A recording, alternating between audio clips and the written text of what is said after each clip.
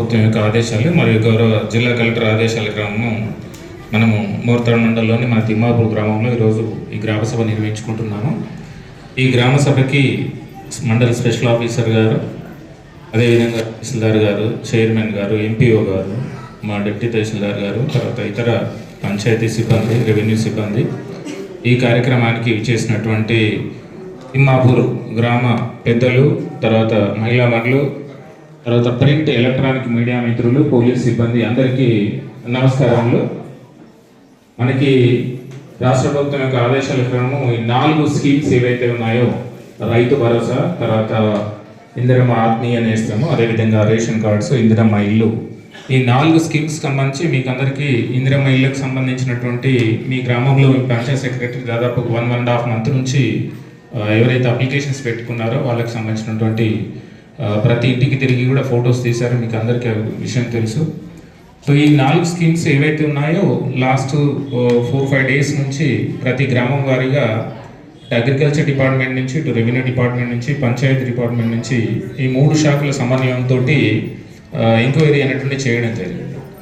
ఈ 4-5 రోజుల పాటు అదేవిధంగా ఇందిరమ్మ ఇళ్ళకు సంబంధించినటువంటి గత నెలన్నర నుంచి చేసినటువంటి లిస్టులు అన్నీ కూడా ఇందాక మన పంచాయత్ సెక్రటరీ గారు మీకు చదివి వినిపించడం జరిగింది. అందులో మొట్టమొదటిది రైతు భరోసాకు సంబంధించినటువంటిది.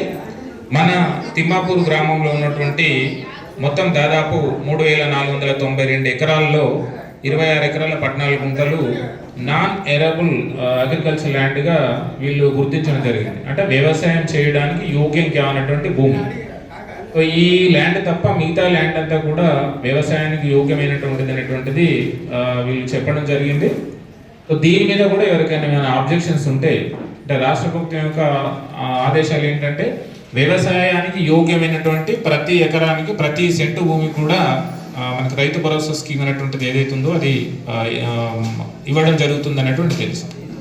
అలా కాకుండా ఏమైనా ప్లాట్లు అయినటువంటివి కానీ, తర్వాత లేకపోతే పూర్తిగా గుట్టలాగా ఉన్నటువంటి కానీ, వ్యవసాయానికి యోగ్యంగా అయినటువంటి భూములు ఏవైతే ఉన్నాయో వాటిని ఈ రైతు భరోసా నుంచి గ్రహించడం జరుగుతుంది. సో దీని మీద కూడా ఇంకా ఏమైనా ఆబ్జెక్షన్స్ ఉన్నా ఏమున్నా కూడా రైతులకు సంబంధించినటువంటి లిఖితపూర్వకంగా దరఖాస్తు ఇస్తే ఇక్కడ ఇది అయిపోయినాక కౌంటర్స్ పెట్టడం జరుగుతుంది. ఆ స్కీమ్ గురించి కూడా ఏమైనా ఆబ్జెక్షన్స్ ఉండి ఇంక్లూడ్ చేయాలన్నా లేకపోతే డిలీషన్ చేయాలన్నా కూడా ఇస్తే దరఖాస్తులు స్వీకరించుకొని ఎంక్వైరీ చేసి తర్వాత యాక్షన్ తీసుకోవడం జరుగుతుంది. తర్వాత రెండవది ఫుడ్ సెక్యూరిటీ కార్డ్స్కి సంబంధించినటువంటివి కూడా మనకి 3 రకాలుగా ఇందాక తహసీల్దార్ గారు చెప్పినట్టుగా మొన్న ఇంటింటి సర్వే చేసినప్పుడు రేషన్ కార్డ్స్ లేవని మన దగ్గర ఎక్కువగా ఏముంటాయంటే ఇంట్లో తల్లిదండ్రులతో ఉంటే కుమారుడికి పెళ్ళి అయిపోయి ఏర్పడతారు, మళ్ళీ ఆయనకు భార్య ఉంటారు, పిల్లలు ఉంటారు, ఇట్లాంటి కేసెస్కి సంబంధించినటువంటి ఎక్కువ ఉంటాయి. అదేవిధంగా కొత్తగా పిల్లలు జన్మిస్తే కూడా వాళ్ళ పేర్లు కూడా యాడ్ చేసుకోవడానికి సమస్య ఉంటుంది. ఈ కొత్త కార్డులకు సంబంధించి, మెంబర్ ఎడిషన్కి సంబంధించి 3 రకాలైనటువంటి దరఖాస్తులు మొన్న హౌస్ టు హౌస్ సర్వే చేసినప్పటి ప్రజాపాలన దరఖాస్తులు తీసుకున్నాయి. ఇవి 2 కాకుండా మనకి గత 4-5 ఇయర్స్ నుంచి మెంబర్ ఎడిషన్ కోసం అని, అంటే ఆ ఇంట్లో కొత్తగా వచ్చినటువంటి పెళ్ళైనటువంటి వాళ్ళు కానీ లేకపోతే కొత్తగా పిల్లలు జన్మించినటువంటి వాళ్ళే కానీ అడిషన్స్ చేశారు. అవి మనకి దాదాపు 300 పైచీలకు ఇక్కడ మన గ్రామంలో ఉన్నాయి. అవి కూడా లిస్ట్ ఉంది. ఈ 3 రకాలైనటువంటి లిస్టులలో లేకుండా ఏమైనా ఫ్రెష్గా ఇంకా రేషన్ కార్డ్స్ లేని వాళ్ళు కానీ, మెంబర్ ఎడిషన్ లేని వాళ్ళు కానీ ఉంటే వాటికి సంబంధించినటువంటి దరఖాస్తులు కూడా తీసుకోవడం జరుగుతుంది. ఇక్కడే కాకుండా ఇవాళే కాకుండా మనకు ప్రతి మండలంలో కూడా ప్రజాపాలన సేవా కేంద్రం ఉంది. ఎప్పుడైనా అప్లికేషన్ తీసుకోవచ్చు. దయచేసి ప్రజలందరూ కూడా ఒకటి గమనించాల్సింది ఏంటంటే ఈ స్కీమ్స్ ఇవాళ పేరు ఫైనల్ అయిపోతుంది, ఇవాళ అయిపోతుంది అంటే ఏం లేదు. ఇది నిరంతరమైనటువంటి ప్రక్రియ. రేషన్ కార్డ్స్ అనేటువంటి ఇయ్యాడికే ఫ్రీజ్ కాదు. రేపు కొత్త ఇంట్లో పెళ్లి కావచ్చు, కొత్త కోడలు రావచ్చు, పిల్లలు జన్మించవచ్చు, అట్లా కంటిన్యూగా అవుతుంది. కాబట్టి స్కీమ్ అనేటువంటిది కంటిన్యూగా ఉంటుంది. ఇప్పుడు ఉన్నటువంటి ఈ లిస్టు వరకు ఏదైతే ఉందో ఆ లిస్టును చూసుకొని అందులో పేరు లేనటువంటి వాళ్ళు ఎవరైనా ఉంటే అప్లికేషన్స్ చేయండి. అవి కూడా ఎంక్వైరీ చేయించి వాళ్ళ యొక్క అర్హత ఆధారంగా అందులో ఇంక్లూడ్ చేయడం జరుగుతుంది. అదేవిధంగా ఆత్మీయ భరోసాకు సంబంధించినటువంటి కూడా రాష్ట్ర ప్రభుత్వం యొక్క గైడ్లైన్స్ ప్రకారం ఒక లిస్టు రావడం జరిగింది. ఆ లిస్టును చదివి వినిపించారు. ఇందులో 2 రకాలుగా ఉంటాయి. ప్రభుత్వం యొక్క లక్ష్యం ఏంటంటే ఆ కుటుంబానికి వ్యవసాయ భూమి లేకుండా ఉండాలి. తర్వాత ఈజీఎస్ కింద మినిమం 20 రోజులు పనిచేసి ఉండాలన్నటువంటి ఒక నిబంధన పెట్టడం జరిగింది. దాని ప్రకారం వచ్చే లిస్టు కూడా మీకు చదివి వినిపించడం జరిగింది. ఆ లిస్టులో ఉన్న వాళ్ళకి ఎవరికైనా భూమి ఉన్నా తెలియజేయండి. ఒకవేళ భూమి లేకుండా ఈజీఎస్ 20 రోజులు పనిచేసిన వాళ్ళు ఎవరైనా పేరు లేకపోతే వాళ్ళని కూడా అప్లికేషన్ రాసి ఇవ్వండి. ఎంక్వైరీ చేసి అందులో ఇంక్లూడ్ చేయడం జరుగుతుంది. నెక్స్ట్ 10 రోజుల పాటు ఈ విచారణ, ఈ రోజు వచ్చినటువంటి దరఖాస్తులు ఏవైతే ఉన్నాయో వాటిని విచారణ చేసి వాళ్ళని కూడా ఈ స్కీమ్స్ కింద మనం ఇంక్లూడ్ చేయడం అనేటువంటిది జరుగుతుంది.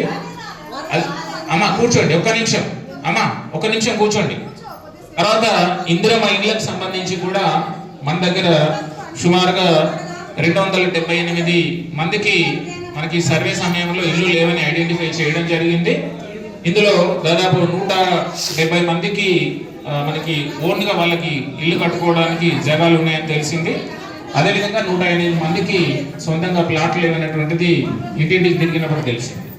ఈ 4 స్కీమ్స్ కు సంబంధించి కూడా లబ్ధిదారుల యొక్క జాబితా ఏదైతే ఉందో చదివి వినిపించడం జరిగింది. గ్రామ పంచాయతీలో మీకు పేస్ట్ చేయడం జరుగుతుంది. తర్వాత గ్రామ పంచాయతీ సెక్రటరీ దగ్గర ఉంటుంది. మీరు ఒకసారి చెక్ చేసుకొని ఇందులో రాని వాళ్ళు ఎవరైనా కూడా ఈ రోజు దరఖాస్తులు తీసుకుంటారు కౌంటర్ పెట్టి. ఈ రోజు తర్వాత ఒకవేళ ఇయ్యలేని వాళ్ళు, ఇక్కడ లేని వాళ్ళు ఎవరైనా ఉంటే రేపు మండల ఆఫీస్కి వెళ్ళి ప్రజాపాలన సేవా కేంద్రం ఉంటుంది, అక్కడ కూడా దరఖాస్తులు ఇచ్చుకోవడానికి అవకాశం ఉంటుంది. సో దయచేసి ప్రజలు ఎవరు కూడా అర్హులైనటువంటి లబ్ధిదారులు ఎవరైతే ఉంటారో ప్రభుత్వం యొక్క ఒకటే లక్ష్యం, అర్హులైనటువంటి ప్రతి కుటుంబానికి, ప్రతి వ్యక్తికి కూడా ఈ 4 స్కీమ్స్ ఏవైతే ఉన్నాయో వాటిని అందజేయాలనేటువంటిది ప్రభుత్వం యొక్క ఉద్దేశం.